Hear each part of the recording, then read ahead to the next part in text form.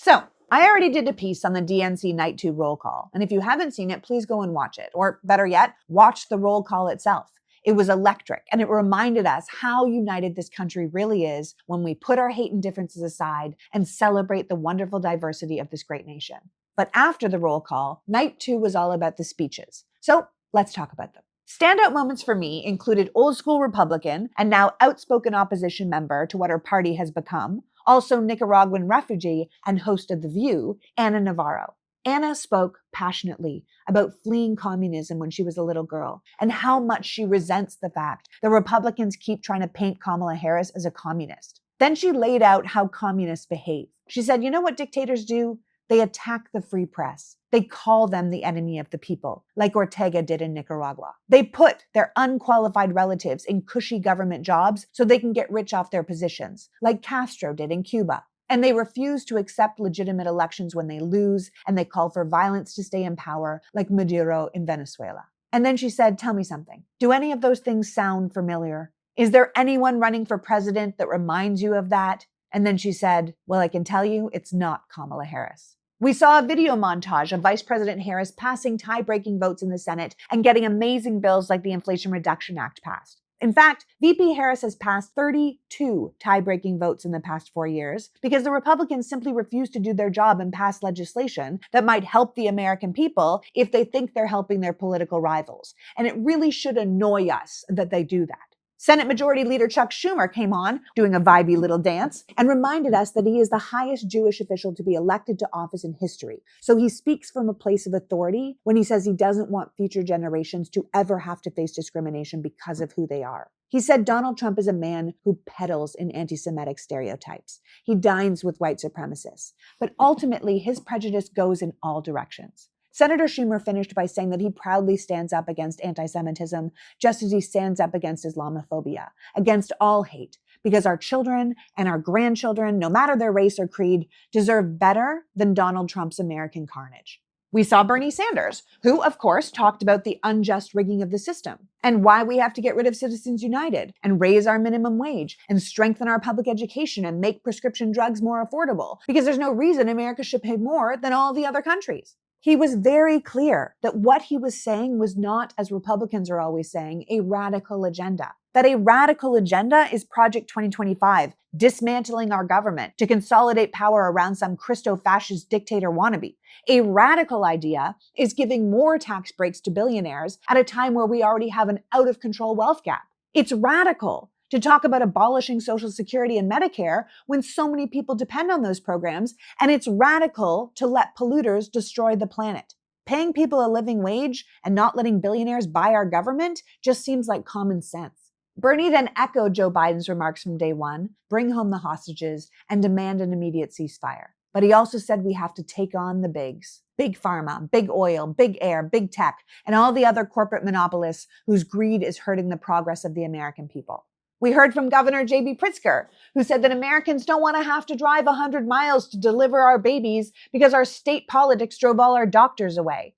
That the LGBTQIA students shouldn't be discriminated against in schools because the state sanctioned it. And he said one of the killer lines of the night, that Black and brown Americans don't want to be called DEI hires when they're promoted at work for the sin of being successful while not being white. As a billionaire himself, Pritzker took a couple of digs at the man who calls himself a billionaire, but said the only thing Trump is rich in is stupidity. Finally, he spoke about kindness, about Democrats wanting economic policies that are kind and not cruel. And he finished with the idea that America has a choice between a man who left our country a total mess and the woman who spent 4 years cleaning it up. He said, I think it's about time we stopped asking women to clean up messes without the authority and title to match the job. I thought the Democrats made a very savvy decision to bring in a successful business leader, Kenneth Chauveau, the man who used to run American Express, to talk about the economy. This man is clearly a winner of capitalism, and he reflected on how entwined democracy and the economy really are. He said that democracy, meaning free and fair elections and the peaceful transfer of power, is just good for business, that a market economy needs a strong and effective government to keep things stable. And he said, people like me shouldn't be getting tax cuts when that money could be invested better to grow the middle class. Finally, he said our economy goes up and down, but the reason America is the strongest nation in the world is because we have a commitment to something bigger than ourselves. and that's to each other and democracy. He wrapped it up by saying, at the end of the day, this election is more than a choice between two parties or two sets of policies. It's a choice about who we're going to be as a nation. And even if you're just looking at it from a business perspective, it is quite clear that there is really only one correct path. Then we watched a video of Donald Trump threatening to repeal the Affordable Care Act, just over and over and over again, something that would lead to 45 million Americans losing their health insurance. And the governor of New Mexico came out and talked about how this was one of the campaign promises that Donald Trump actually tried to keep the first time around. And she said, if the Republicans truly want to dismantle our healthcare system and repeal the ACA and eliminate protections for pre-existing conditions, then they either don't get it or they don't care. The next video was about how Kamala Harris is just a hardcore law enforcement badass. It was an awesome video about everything she's done in her career, but ultimately about how she's always believed in giving people a second chance and doing the right thing. A Republican mayor from Arizona, who was a lifelong Republican and voted for Donald Trump, came on the stage to say he felt more comfortable in this huge room of Democrats than he now does with his own party. What struck me about the mayor was that people didn't boo him when he said he was a lifelong Republican, but they did clap when he said he felt safe with Democrats. The mayor talked about how his city is thriving under the Biden-Harris presidency, that he goes to ribbon cuttings every week now because of the infrastructure bill that Biden-Harris delivered, that he recognized that a Democratic government delivered for his Republican city, and they're doing it all over the nation. He said they chose to put country over party, and from someone speaking from a political center, he said, John McCain's Republican Party is gone, and we don't owe a damn thing to what's been left behind. War hero, double amputee, and Senator from Illinois, Tammy Duckworth, came out to talk about IVF, but she combined that with the cowardice of Donald Trump's deferred military service. She said, how dare this 5-time draft-dodging coward try to take my rights away? She explained that she only has children because of IVF, and this anti-woman crusade that the Republicans are on puts American families at risk because it's not just abortion they're after. They plan to prosecute doctors, get rid of contraception, and shame and spy on women. She wrapped it up by asking how a convicted felon like Donald Trump can treat women seeking health care like they are the ones breaking the law. It was a pretty powerful moment. After that, we pivoted to the final part of the evening.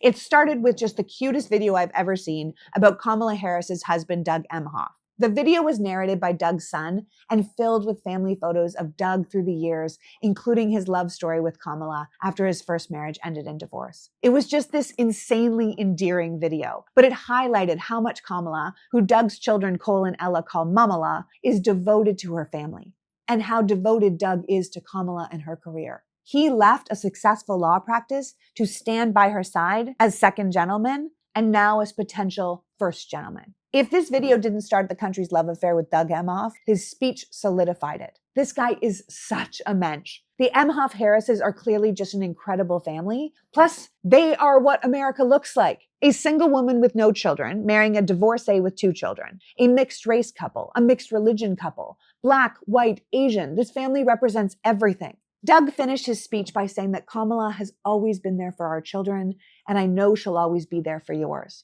That we need to decide who we trust with our family's future, and that he had trusted his family's future with Kamala, and he could tell us it was the best decision he ever made.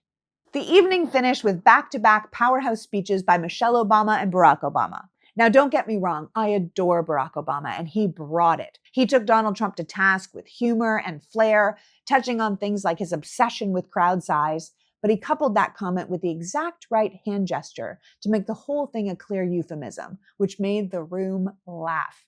He also made a hilarious dig at J.D. Vance's performative folksyism while complimenting Tim Walz's flannel shirt collection. He said, you know they didn't come from some political consultant, but from his closet, and they've been through a few things. The camera then cut to Tim's wife Gwen in the audience, nodding and saying, yeah, it's true. It's true.